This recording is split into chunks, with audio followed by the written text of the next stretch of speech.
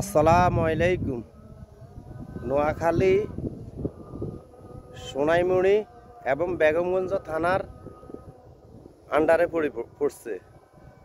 এখানে একটা এই রিসর্ট, এখানে নোয়াখালী বেগমগঞ্জ থানার আন্ডারে পড়ছে। এটা হলো এপাশ, রাস্তার এপাশ হইল সোনাইমুড়ি আর এপাশ হইল বেগমগঞ্জ। বেগমগঞ্জ এবং সোনাইমুড়ি থানার আন্ডারে একটা রিসোর্ট হয়েছে। এই জিনিসটার নামটা আমি জানতেছি না, জায়গার ভিতরে ঢুকতেছি, ভিতরে ঢুকি জায়গার নামটা জানতেছি এবং ওনাদেরকে জিজ্ঞেস করতেছি। এটা হলো বেগমগঞ্জ, আমাদের নোয়াখালী বেগমগঞ্জ থানার আন্ডারে, বেগমগঞ্জ থানার মধ্যে পড়ছে। বেগমগঞ্জ নোয়াখালী রিসোর্টটার নামটা কি আমি ওনাদেরকে জিজ্ঞেস করতে পারবো। কোনো ব্যানার দেখতেছি না, কোনো কিছু দেখতেছি না। নোয়াখালী বেগমগঞ্জ, পরিবেশটা খুবই সুন্দর।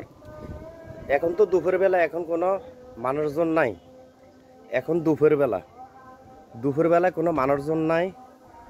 এখন আছে শুধু যারা কাজ করে তারা আছে, এছাড়া আর কোনো মানুষজন নাই। এটা আমাদের নোয়াখালী বেগমগঞ্জ থানা পড়ছে, নোয়াখালী বেগমগঞ্জ থানার আন্ডারে, এবং সেনবাগ আসতে পারে এবং দিঘিরজান দিয়েও আসতে পারে। ভাই এটার নাম কি ভাই?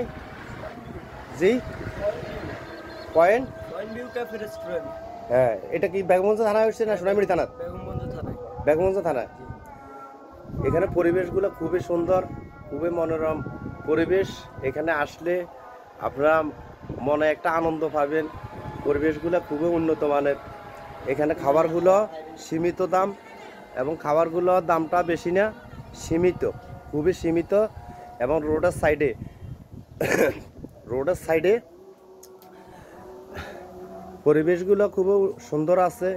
মানে আমাদের নোয়াখালীতে যে এত সুন্দর বেগমগঞ্জের মধ্যে যে এত সুন্দর রিসোর্ট হয়েছে, আমরা আগে কখনো দেখিনি, এখন বর্তমানে হয়েছে। এটা হইলো ওনাদের খানা পরিবেশন করার রুম।